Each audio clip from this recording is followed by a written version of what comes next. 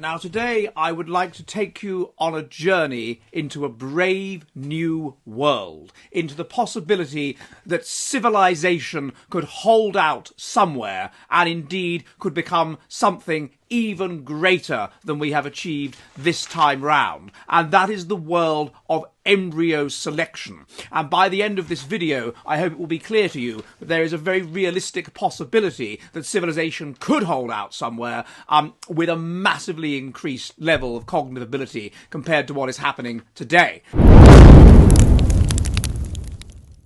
Hello, and welcome to this edition of A Quick Pint. Now, I was inspired to look into this by a very interesting article called Embryo Selection as Foreign Aid by Ives Parr in Aporia magazine. And basically what he argues is this.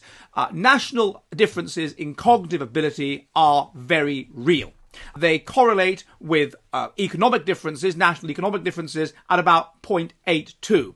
Income disparities are about 50-fold between countries, and when we use euphemisms for national cognitive ability, such as universal basic skills, that kind of thing, what we are really dealing with is exactly the same thing as cognitive ability. So, one clear way in which we can increase economic success in developing countries and so forth is to increase their, well, let's use this term, universal basic skills. Now, this model that these differences exist and these differences between countries are real, it's a simple model, it works on numerous levels, interventions to increase universal basic skills seem to fade out or don't seem to work, interventions don't really improve cognitive ability, they just improve the ability to take the test.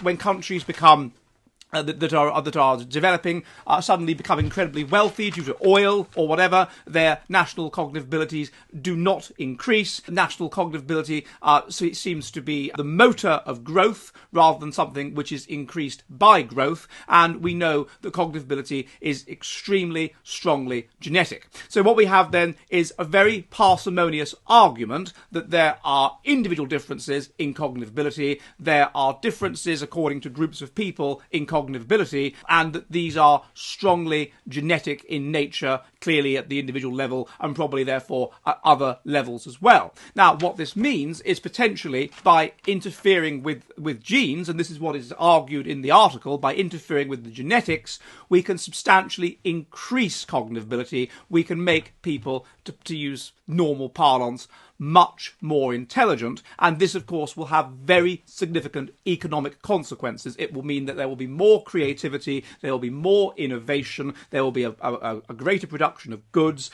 the ability to produce goods, the ability to will outpace population growth to a greater extent.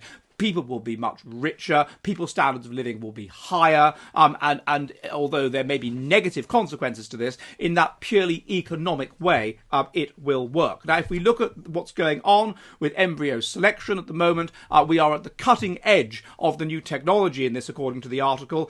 Siblings can differ substantially in their average intelligence. They can differ by between 11 and 15 points. So what you do with this embryo selection is you create these embryos and you select the best embryos of the bunch in terms of polygenic scores, because this can be assessed from taking a tiny bit of the embryo. You can assess the polygenic scores. You can assess the essentially the likely average intelligence of the future child. Now, you can stimulate the creation of eggs. You can create a large number of eggs so that you can then create a large number of embryos. And if you do this, of course, then you have a much larger possibility, just by random chance, of having an embryo that has particularly high intelligence. Just by random genetic chance, with a reasonably intelligent couple that do this, you're going to have more likely to have embryos that have particularly high intelligence. Now, if you do this, if you produce, let's say, 1,000 embryos, then there is the realistic possibility that you can increase the intelligence of the embryo in relation to that of its parents by 24 points, by 24 IQ points. Basically almost 30 points. That's 2 standard deviations. Now, 2 standard deviations is the difference between the average person, who are a police officer, a person that does a normal office job, that sort of thing, and a university science professor. So that's a very, very substantial difference. Now, once you've done that, if you carry on like this, then if those children who are going to be highly intelligent themselves take up this embryo selection process for intelligence, then you do it again. With a sufficiently large number of embryos, then you've increased intelligence massively. So across the generations, if you have a sufficiently large number of people that are prepared, and it wouldn't have to be that many families, perhaps about 80 families that would get together and would act in this manner, then you'll have a core of people, if they have large numbers of children, that will be massively, massively intelligent and will be able to get together, work creatively, build up all kinds of things, build up all kinds of fascinating new ideas, fascinating innovations, and really kind of hold out a kind of, the word is eugenic, what else is the word?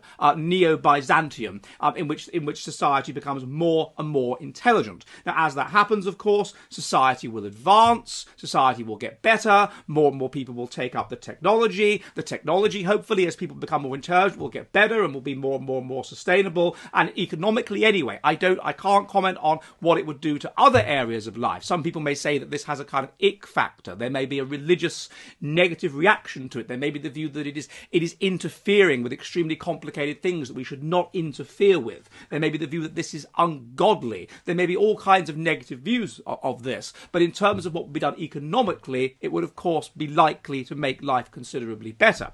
And so the argument that is put forth in the article in Aporia is that this kind of technology should be exported to developing countries, and then developing countries will simply develop, and they will be wealthier, and there will be no need for people to leave those countries, and they will just be better places to live.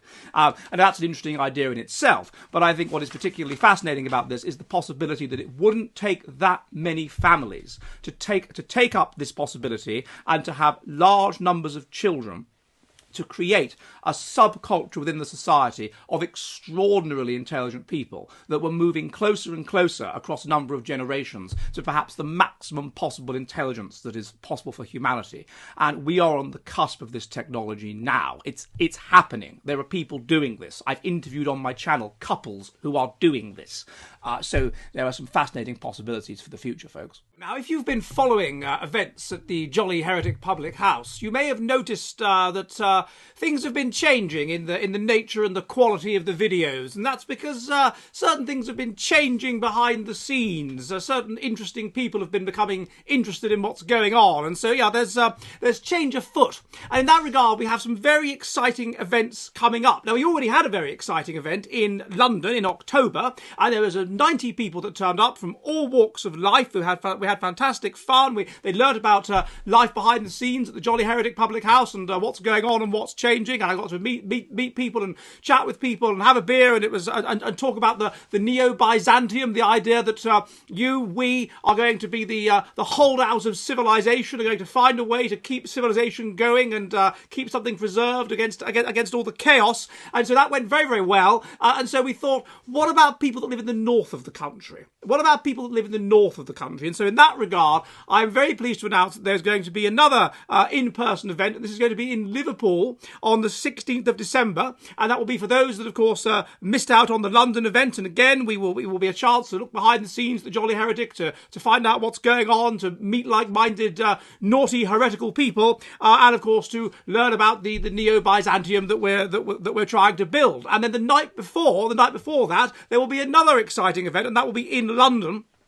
And this will be a Christmas dinner with the night before, with me and some very select people. Some very select people, many of whom you will have heard of and you'll be rather interested to meet. And so this will be a chance to sort of talk about these things at a deeper level and to have to celebrate Christmas, albeit a bit early, and to really have a great deal of fun and to imbibe and whatever, but also to talk about what's going on and talk about the future of civilization. So I would be most grateful if as many of you as possible would like to come to either of these events, and I look forward to seeing you there. I look forward to meeting you. I look forward to chatting with you, getting to know you, and the links are in the description. Are you ready for the future of the West?